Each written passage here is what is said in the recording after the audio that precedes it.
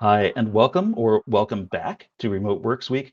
I'm Forrest Bryant, Senior Director of Brand and Content at All Turtles, and it is a thrill to be co hosting this session on virtual communication with someone I've only recently met, but I already truly admire. Tatiana Kolovou is a teaching professor at the Kelley School of Business at Indiana University. She teaches business communication and cross cultural communication. She's an expert in helping professionals communicate successfully in a global work environment, and she has multiple courses on LinkedIn Learning, which have reached millions of learners, covering topics like the foundations of communication, effective listening, building resilience in the workplace. And on top of all that, she's got a newsletter called Stronger that's all about helping people conquer sticky situations in the work world and beyond. So, what better person could there be to chat with about this topic of virtual communication? Tatiana, hello. Thank you, Forrest. It's such a pleasure to be with you. And thank you in advance to everyone who's watching and listening to us. We're going to talk a lot about topics that relate to communication in the world of virtual work. And I hope that this can be helpful to you. Absolutely. Thanks for that lovely Uh, introduction. Happy to do it. And let's talk a bit about introductions. Most of the time, we don't have, a hype man handy to introduce us. We have to do it ourselves. So when we have to do Yes. that on video, whether it's, to an individual or to a Mm, team, or how do we ensure that we get that new relationship off on the right foot? sure. First of all, make sure that there are no surprises on your end, especially if it's a new relationship. For example, today, as I was getting ready for us to meet, I opened a Zoom session myself because I wanted to make sure the lighting was good, the setup was good, my hair was not having its own mindset. And I would not want to open the camera, see you, and be distracted. So you want to, and that's unlike in person communication where you are in the moment. When you have a virtual connection, you have a little bit of a chance to step into the room in a way, check it out first, and then be in the room to introduce yourself. So you want everything to be set and everything to be in place. And if we just opened up, I'd say, well, hello. And it's lovely to be able to be reminded of your name. That's also another thing we don't get in person. So if you are always using your name, it helps people use your name more and remember your name. So I would say, Forrest, thank you so much for inviting me. And if I were to follow what I teach, I would ask you, just for the sake of our discussion here, would this be a chance meeting? Would this be a call meeting? When you say, how would I introduce myself? What would be the Mm, context? right. Okay. Good question. So let's say hypothetical. Okay, say I'm walking into a pitch meeting, and these are people I've never met before, but I've got an idea Ooh, I really am excited mm, about. I want to present it. I want to make it look good. I want to make right. myself look good. Right, right. So I did this recently. I'm meeting with a client in a couple of days where we're doing an all day executive communication training. So if I were meeting you, Forrest, you would say, well, welcome. Hi, my name is Tatiana. I work in the academic setting and in the corporate professional setting in helping people stick their messages, get attention, get positive results, and be memorable. I help them become better speakers. So I would use that as an introduction. That's not the introduction I would do in a group of people unless people went around and say introduce themselves. But if I was ready to share an idea with you that connected with me coaching and working in a training session, that's the intro I would use. And I always ask everyone I help with communication to think about, take a pause, take a moment, take a beat, and think about who your audience is. Are they wanting to sign up for your session? Are they wanting to help coach the people that are on their team to become better? Are they wanting to be informed by you or inspired by you at some point? So take a moment and think what they need and then speak to that. It's important to have your, I would say, headline that you open with, and then you can tell a couple of stories. So if this was a conversation, hopefully you'd say, well, where do you do all that? Or what happens in the day of training? Or what would be some of the objectives that people would gain? And then I can probably think and speak in We always remember things in threes. We do a better job retaining them. Two is not enough. Four, five is too much. Right. So I would give you either three examples or three skills people would learn, or three chunks of how the day progresses, depending on what it is you're wanting to hear. Okay, that makes a lot of sense. So maybe you've got that top line down, but it's not all about it being canned. It's about the context and the who and the what and the Uh-huh. why. Who are you talking to? Yeah, Absolutely. So you're speaking to yeah. authenticity, right? So this is important that I don't have the same intro that I just did. It's not a copy paste, and I use that intro each time. Each time, even I do a lot of work with LinkedIn Learning and I design courses, and maybe at times in the introduction, I may say I'm a teaching professor at a top ranked business school, or I may say I've coached thousands of executives to do this. So, depending on what the course is and how someone is listening. But regardless, you want it not to be scripted, you want it not to sound Mm. robotic. And definitely, you don't want to be reading anything you write. Well, I know we're going to talk about this later, but you want to be as extemporaneous as possible, which means you need to practice extemporaneously. Right. So if we're talking about customizing to the situation, that gets into this whole topic of online communication because it's not one thing. There are so many different modes Yeah, and ways of operating wrapped up in that, right? There's one-on-one communication where it's just two absolutely. people having a dialogue, or there's one-to-many, like I'm making a presentation or a pitch to a group, Mhm, or maybe there's a group dynamic going on mhm, where everybody's expected to participate, like a mm, brainstorm or a working session. And then there are different mhm. platforms. I mean, we can do this via video, email, Slack, documents. It's a just this really complicated landscape. Endless, Yeah. right? So we could Mhm. probably fill Yep, up hours yep. talking about all of them. We don't have hours, but I want to just let's just start off with some general tips, and I'd like to tackle some of those modes, maybe in sequence if we could. But let's just start off Sure, with like sure, the general, right? So we're on video, and a lot of times sure. when I'm on video, I feel like an actor in a silent movie. If you've ever seen a silent movie, they've always got sort of the exaggerated gestures because they have to convey so much non-verbally. And I always want to get my nonverbal cues across, but I wonder sometimes, do I overdo it? If I'm making a lot of gestures, if I'm nodding a lot, is that a good thing or is Yeah. it distracting? That's where the authenticity piece comes in. If you're an animated person, if you tend to smile a lot, if you're nodding, I wouldn't want you to pull that back and turn into a robot. And the other way around, if quite often a coach says to you, you need to animate, and you start doing this, it doesn't mesh. People can read, people can can tell that it's not authentic. And even more in a virtual setting, everything we do is exaggerated. The volume is turned up because when you're in a room with someone and other people, there's more distractions. There's someone is not just focusing on you. It's quite the intimidating medium. And that's why it's also important to practice in this medium. I'll give you a tip on an app that I use a lot with students and clients. So, first of all, think about what's authentic, what's comfortable for you, and how you can project the most energy, or you can be the more realistic. Because I think, Forrest, you're asking me about a meeting or about a facilitation of a group or one on one where the stakes are higher. It's not just let's have, happy hour and catch up on what our kids are doing. So you're on. And because of that, if you notice, for one thing, I'd like to say I'm standing. Mm, I tend to project more energy and connection when I stand. I'm also framed a little further back so you can see my mm, hands, not necessarily doing jumping jacks or getting out of the screen. And you can see my facial expressions, and those three things combined, of course, your intonation, your level of pausing, your nonverbals when you listen, all of those make for a good communicator, but you do want to be expressing yourself. I do encourage our learners today to record themselves in a meeting and then go back, turn off the volume, and see what they look like when they're speaking. If they look like they're just talking about the weather and a really cold, snowy, rainy day, that's not good because they don't project energy for whatever it is that they're discussing.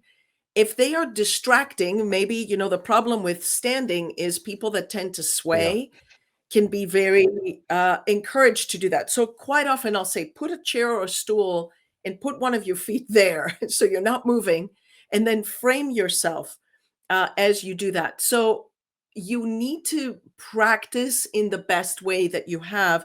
Another good tip that I have for being in a meeting, for example, if it's not a pitch, if it's not a presentation, and you're sharing something important with me, I'll say, if you don't mind, I'm going to take a few notes. One of the things that that does is it shows that you're engaged. If you hold a pen and you're writing down, heck, you could be doodling for that matter. Thank you. Yes. But you show that you're engaged, because if you don't, and if you are doing this most of the Mm. time, you don't hold up the pen and you're doing this, what does it look like? It looks like I'm, texting my delivery uh, or sending my kids a message about the bus being late. So I need to make sure that I am all in the quick visual as well as in the energy that's projected. So quite often I coach people to say, listen to your tone of voice without the visual. Just turn around and listen, or take away the audio and just look at your visual and see, or have someone give you advice on that. Sorry, I went for the fire hose answer. I So much good apologize, but I material hope there. I That was answered your wonderful. question. Yeah, that was all really good advice. I'm really interested in, standing, getting a little farther back, watching yourself, listening to yourself. That all sounded like really good advice. And you also Very mentioned, good. looking down, and I wanted to ask about eye contact, right? Which can be Yeah. really hard if, Oh, like, my sure. camera's there and like the meeting window is like in another place and my notes are someplace else, Mm. and I'm a hunt and Yeah. peck typist, so if I'm typing notes, I'm doing this, right? Um, Oh, and it's yes. very different Mhm. on video. In a physical room, nobody cares if I look down at my notebook because they can see what I'm doing that. But on video, as you say, I might For be sure. texting for all anyone knows. For sure. For sure. How do we get more eye contact, or, again, without making it look like I'm some sort of maniac who's just totally. Sure. It depends on if you're listening or if you're speaking. So when you're listening, you may sort of look up, because sometimes naturally we do this. If we meet in a convention and I listen, I go, wow, really? I may look away for a second. It's okay to do that. That's where notes also provide you the opportunity to look away, because this is exhausting, especially when you do it all the time. When we first started down this path, it was the year 2020, if you remember, I literally would have a little arrow right by the camera, because otherwise I would do this the whole time. And there's nothing wrong. I can see you, I'm connected with you, but it obviously doesn't look like I am genuinely making contact with you. Yeah. So I think we're all used to that. When you need to be if you need to be reminded of that, I would put a visual reminder of yourself to do that. And the other positive thing that we can do in this virtual setting is also create a little bit of a cheat sheet with our notes, because remember I said earlier, you want to be authentic. You don't want to read. Reading is definitely a left brain. Writing is a left brain activity. We write in a different way, as different than when we speak.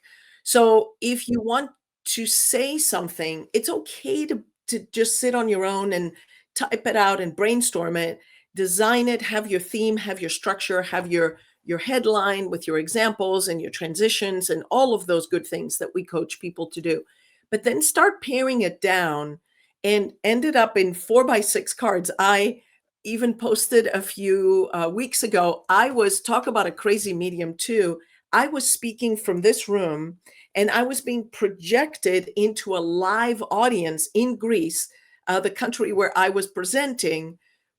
I had 0 feedback from the audience because all I saw was the logo of the company, but then they send me a picture of what it looked like. But from here, it seriously looked like a 3-ring circus. I had my main in big letters. I also was speaking in Greek, which is my native language, but not my professional language.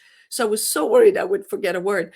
So I had it all around and behind the camera. So I'm still looking like this and may not be making direct contact for a couple seconds, but that's helpful as well. You can't do that in a live presentation. So in virtual, you have the opportunity for that. Those are a few of the hacks that I would share if you are looking in the camera and looking away a little, taking notes, and then using a few visual reminders around your computer. That makes a lot of sense.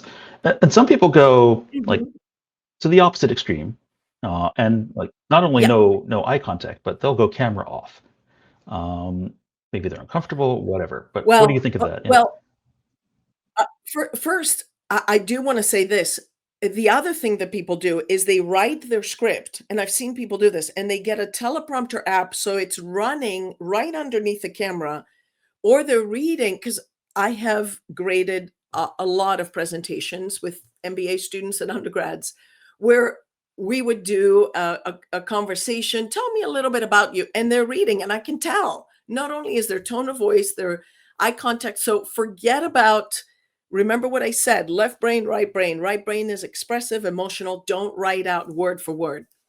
Now you're asking me camera on or camera off. If I choose that you and I, Forrest, are going to meet, if I turn my camera off, it's as if I would be meeting, Mhm. talking to you in person, and I would have my back turned to you. We're at the conference, we're having a drink, and my back is turned to you. That's what the camera off is. If we're going to do that, let's pick up the phone. And quite often, I encourage communicators, if the message is a difficult one, if you really want to focus on the wording, if you want to just create the relationship and take away the exhausting visual, it's maybe okay to go to a conference call or to pick up the phone and talk on the phone. Another thing we forget from the whole channel of communication, because we're talking about channels now, I just did it today. We have the opportunity to leave audio messages. In the new iPhones, they expire, or you can use a voice memo. And instead of going back and forth with 53 Slack messages or emails, you can say, let me tell you what I'm thinking about for this yesterday. What I need from you is to tell me this. And then you record 30 seconds, and it also helps you be more conversational versus doing a presentation. So, back to where we very first started, who is my audience? What's the context? What do I need to accomplish? You choose your content, and choose your channel wisely. So yeah, how you set up and how you present yourself, hugely important. If I can switch gears a little bit and talk maybe specifically about that one-on-one mode of communication. Although this Sure. really would probably apply to all of them, but specifically for one-on-one, Mhm. often we're not aware of how we're coming across to the person on the other side. Like I recently got a real splash of cold water when someone told me that they thought that when I was giving feedback, I was kind of harsh, and that was a shock to me. Ah. And I felt really bad about that because that's not the person I want to be. Um, Mhm. so how do we prevent that sort of misunderstanding, or if it's too late, how do we fix it? So going back to audience again, who you gave feedback to probably needed more warmth, and you leaned on competence. Those are the two variables of communication where when we first meet, if you don't know me, you're going to judge me. You and I had a chat a few days ago, maybe yesterday, I forget what day it is, yesterday, where we wanted to connect just so that we had better chemistry in our conversation here. I definitely want to be sure that I get to figure out if you are a details person, you need to make sure we hit certain things, or you want to hear stories. You don't know this, but I was kind of checking out the audience at this point and what would make for better communication for us. You may also consider who is receiving that feedback. Do you need to build more rapport? Do you need to start with appreciation? Do you even need to say, I'm going to share some things. You do a lot of things really well. I want to tell you about that, and then share one thing that I think would help you be better. So you may need to analyze your audience better. But another thing for us to do is have someone give you advice on how you give the feedback and practice giving the feedback. So You may want to make sure that HR said, I have to cover all of these bases. And that's what gets you into that analytical mode, which may have you sound more robotic. But the other person may want to know that you really care for them and you're there to help them be a rock star at their job. And you may say, I want to help you be better at this. Let's talk about how we can make that happen.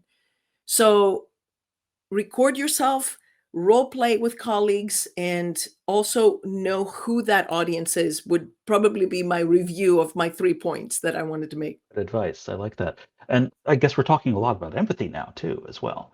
And so that actually reminds me of another, not to make you my personal therapist, but another, area where I personally struggle. I'm sure a lot of people do.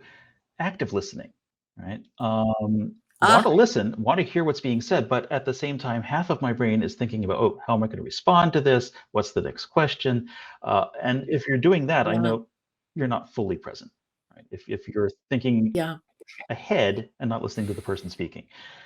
So sure, what's like sure. one thing, I'm sure that could be a whole course in and of itself, but what's one thing that like I could do right now? It is. It's on LinkedIn. It Uh, is. I knew I'd seen it somewhere. So, but what's one trick I could try right now? I don't want to call it a trick because it's just something that's important, right? But Mm, what's one thing I could do to make this easier, listening? yeah. First is awareness. What you're telling me is really commendable because you're telling me you're aware of you needing to do this. And awareness is the first step to behavior change in everything that we do. So cheers to you to being aware of what you need to work on. Again, I would turn to feedback. And now I want to just for all your listeners, and you can put this in the chat. I'm a super fan. Is one of my super fan as a follower. Another app is called Udly, YOODLI.ai. You can practice doing pitches, answering questions, but they even have it now that it comes into the room incognito and it only records you. And it records you participating in a meeting and it says you've not said anything in a while, or you're dominating, or your listening face is too much of a poker face. It gives you feedback on how you show up, which I think is invaluable because it's AI giving you feedback. It's not your colleague or your mom or someone that you have more of an emotional connection to and you get annoyed. So think about using some of these tools to get better. To your answer, your question of what's the one hack, one thing I could do, understand, Forrest, that there are different levels of listening. If you're listening for details, you better have that notepad out and you say, if you don't mind, I'm going to take notes. If you're listening for me for big picture, right? So I'm going to try to understand what she says. At some point, you need to come back and say, well, let me see if I've got what you're saying. Tell me back how you're processing it. You're not being a bad listener. You are processing what we say. If you are listening for that higher level of empathy, you really need to be in the moment listening and not be doing anything else. Your phone needs to be away. Your thoughts need to be away. Maybe you write down 3 things you want to make sure to say, but don't feel like it's a tennis match where you have to hit the ball back. It's okay to have some pausing, some quiet, or some I want to understand this more. Tell me more, get more if it's that higher level of empathetic listening. Does that It sure help? does, yeah. And I've heard you use some of those techniques here in this conversation, where you kind of turn it back around and say, I think you're asking me this. So that there's just that moment of Yeah. like verification Mhm. and just engagement, that helps, I think, to make sure that we're on the same wavelength. Um, For and also, sure. you mentioned, it's okay to pause. It's okay to be quiet. I know people who will actually use awkward silences as a tool because they know that if there is an awkward silence, somebody is going to try to fill that silence, and it's a way to draw people out if maybe they're not participating. Yeah, For yeah, sure. And may I add, because we're talking virtual, that awkward silence is 100% more awkward in virtual versus in person. It feels like a stare down. yeah. So that's when it may be a better thing to pick up the phone versus have this, because there's so much more data that's being shared virtually and constantly that it may be too exhausting. So again, it depends on the situation. But I must tell you, I usually coach executives that they need to become board ready, right? They're in front of the board and the board may say, brilliant, but doesn't seem like he's at all interested in our product or is not enthusiastic. And we're dealing with a PhD in chemistry that is there to, hold the gates and be the quality control person, correct? And now I have to get this person to be a little more transparent, to talk about meeting with clients and eating funky foods when he went traveling to Southeast Asia, and tell a few more stories to change how he comes across. So this is in person, but it would be the same if we were talking virtual, to really try to be yourself and try to be thinking of your audience and the context that you're in, to go back to the start of our chat. Yeah, and thinking about audience and context, one of the things we talk about a lot at is this difference between live meetings and video recordings, and how we feel that some things are better for one channel as opposed to the other. But there's also a dynamic change there. I mean, on the one hand, if I'm recording something instead of talking to you face to face virtually, right? I can play with that recording all day. I can get that pitch absolutely perfect, really nail it. On the other hand, I can't read the Yeah, room. You talked earlier about the keynote you gave where you had no idea what the reaction was. Um, so hard. so if you can't read the room and adjust on the fly, how do you? You've talked a bit about it already, about just sort of trying to visualize the audience, or Mhm. trying to understand who it is you're talking to and why. Are there other tricks that might work for recording settings? So, do your research. What else are they watching? What are the common threads, references? Are there any stories, or what happened last month at the all hands? Even if you are the guest speaker, that you can say something and say, that's probably not the first time you're hearing that. I heard about blah, blah. Even if it's pre recorded, that all of a sudden they say, oh, she knows us. She's done a little bit of her homework. And I can be I would say, accepted quicker, or my message can definitely be accepted quicker. So it all goes back to doing your homework and knowing who your audience is. But and again, you're traveling overseas or you're speaking to a different country, figure out what the heck is going on in that political environment. If this is a time of the year that there's a celebration, if the weather is different, if it's a different time. I talk to companies quite often that I have people coming in from India, Australia, Singapore, Korea, Europe, and the United States. So you can imagine I have to sort of be this cross-cultural chameleon. And in those big meetings, there's over 100 people. I'm brave enough. I build a lot of credibility by doing that, saying, I'm cutting the visuals. I want to go back to the fishbowl. Open your mics, open your cameras, talk to me. So they can always be surprised that I can juggle that. But I do think, as a communicator, as a speaker, you need to have to keep people engaged. That's live, obviously. It's not pre-recorded. To be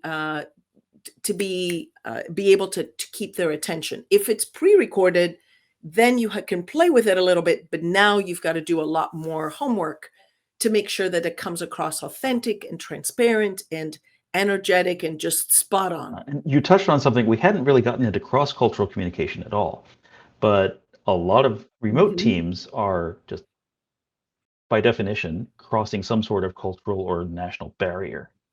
So Very much. I Yeah. regularly interact with people who are in Brazil or Germany or Australia or Canada. Lots of different places. My boss is in France, and so what are the biggest pitfalls you see on people who are suddenly thrust into this Mm. environment where they are working with people who maybe have cultural differences? Where are the biggest problem Or areas they're there? different Yeah. themselves. Mhm.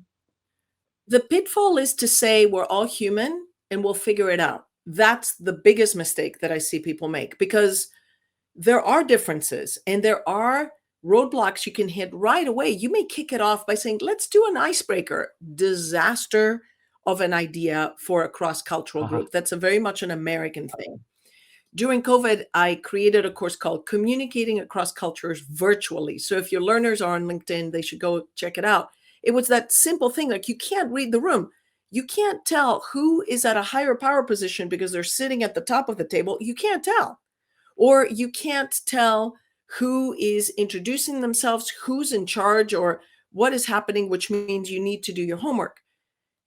You need to tip your hand first, always be appreciative, know what time it is, not say good morning, everyone. Well, heck, it's night in India and they're at home with their kids in the background, muted because they're trying to be part of the meeting, but this is not convenient for them. So showing appreciation, showing that you understand them, showing a connection, and at times building your credibility too. So for example, the background you have, Forrest, is a discussion topic, right? It's a forest and your name is Forrest. That's really A little fun. on the nose, And you maybe, can but yeah. change it. Yeah. So, or you can create something that's a conversation starter somewhere where you went. Or I have my LinkedIn pillow that is always people ask me about, or I show that this is my space. I think with COVID, we got into the too fake of the environments and people didn't really know us. And then the cat walks by and everyone starts laughing, and now you're more real. Mm. So, how do you enter a cross cultural room?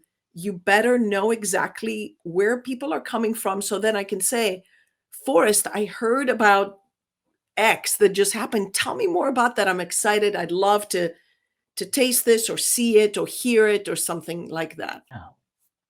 So we've covered a lot of different topics here, but they all seem to come down to the same core of awareness, not just awareness of what it is you're trying to convey or what it is your agenda is coming in, but who you're talking to and what their situation is and what they're picking up from you and making sure that you're actually doing closing that loop and verifying that what Yeah. what you're saying is what you're saying, what they're saying is what they're saying. Uh, and then when we leave video, we've talked a little bit about being outside of video. As soon as you're outside of video, all those nonverbal cues vanish. And it's so easy to misread a Mhm. text or to read too much into it or to miss important context. And so a lot of those things that we've talked about, you know, you kind of have to internalize them because you're not going to get any feedback, Yeah. for a while, possibly. Um, And I always wonder, how do I get around that, right? You can use emojis to like convey a meaning or an emotion. You could aim for ultra clarity, but then you wind up with very sterile, writing. How do you get around that? Yeah. Uh, if HR is not involved and wants you to record this, pick up the phone because your 80% of your message comes across in your tone of voice. If you cannot have that, it's okay sometimes to say, do you mind if we have a short call to discuss this so you don't go back and forth, back and forth? So really figure out what's the best way to do it and not do it so this is easier for me to send this because it can create a lot of miscommunication you have to dig out of afterwards. I just yesterday had a text with my running group and we were getting into something and I said, this is not text worthy. Let's have a conversation next time on Wednesday. So I cut it off and I called it this would be better. And I think you need to be more brave and either say, pick up the phone or this is too important for us to be having this conversation on text. Remember, it's always about the audience. This is too critical. This is too important. This is very meaningful. I want to make sure we are on the same page. So, all of those reasons, be brave and switch the channel and don't go down the rabbit hole of back and forth, or be the one at some point to say, this looks like we need to take it to a different channel, and that helps. It will save you time. So being flexible in that way and adaptable. And you probably, because you're an expert, you probably noticed what I did a moment ago. I was starting to wrap this up. And then I noticed a little note there. Oh, I forgot to ask that question. And it kind of veered back. And that does lead into something else I want to know is, ending conversations can be as difficult as starting them sometimes, especially on video Right, or virtually. right. What are your tips for Right, ending a conversation gracefully, but also like leaving with clear expectations? right. Always make it about the other person. Forrest, I'm sure you've got a lot left on your plate for the day. Or you may say, Forrest, I'm sure you have other people to talk to like me. I've really enjoyed. So I'm going to let you go versus I'm going to go. I can say I've so much appreciated our conversation. Thank you for your very insightful questions and thank you for being such a good listener. So I can sort of start to be walking out of the room and waving to you, but it will be more about you than about me. Like I have to go or we're getting to the top of the hour. If I am the host, it's easy for you to end and say, we've got maybe one more question. We're getting to the top of the hour to end our conversation. So if I'm going to exit, I may say, I don't want to keep you, pretty much. Yeah. Well, on that note, it has been really wonderful chatting with you. I have really gotten so much out of this conversation, and I've learned so many tips and tricks, and I feel so much more grounded. So thank you so much for taking the time to Thank you. join us Thank here at you. Remote Same Works for Week me. and chat. How can people learn more about you and your newsletter and all Sure. of that? I have a YouTube channel with a lot of short content, some longer content. I do videotaping of my newsletters. I post the Stronger newsletter once a month and usually do a live on LinkedIn with the equivalent topic and some guests, or I do them on my own. And of course, I'm on the LinkedIn platform. I post quite often on content that could be helpful around communication and challenging situations because we're all warriors and we've got to come on strong every day. So I hope to bring some energy and inspiration. Thanks for having me. Thank you so much.